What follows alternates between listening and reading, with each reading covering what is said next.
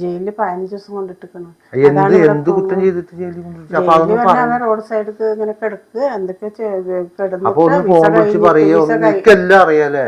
എനിക്കൊന്നും അറിയില്ല. ഇപ്പൊ വന്നിട്ട് എന്റെ മോൻ പറഞ്ഞാണ് എന്നോട്, എൻ്റെ കുട്ടി കിടന്ന് കഷ്ടപ്പെട്ട പള്ളല്ലോ. നമ്മൾ ദുബായിൽ എന്താ മോനെ വൈകി കാശ് അയക്കടാ, അവർക്ക് കൊടുക്കണം ഇവർക്ക് കൊടുക്കണം. എൻ്റെ കുട്ടി ആ കാശ് എങ്ങനെയൊക്കെ ഉണ്ടാക്കണമെന്ന് നമുക്കറിയാം. പറഞ്ഞപ്പോഴാണ് ഇപ്പം നമുക്കറിയണല്ലോ ദുബായിൽ പണം വേണ്ട. അതൊക്കെ വലിയ വലിയ പഠിച്ചവർക്കും വലിയ വലിയ ആൾക്കാർക്കും ഉള്ളതാണ്. നമ്മളെപ്പോലെ പാവപ്പെട്ടവർ പോയാൽ അതേപോലെ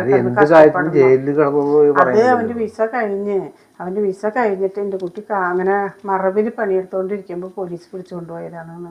വീട്ടിലത്തെ കാര്യങ്ങളൊക്കെ അറിഞ്ഞിട്ട് ആലോചിച്ചിട്ട് അവൻ ഇങ്ങനെ വിസ കഴിഞ്ഞാലും വിസ പുതുക്കണമെങ്കിലും വേണ്ടേ. അപ്പം അത് മറവിൽ പണികളൊക്കെ എടുത്തപ്പോൾ പോലീസ് വന്നിട്ട് അക്കന്ന് പിടിച്ചെന്ന്.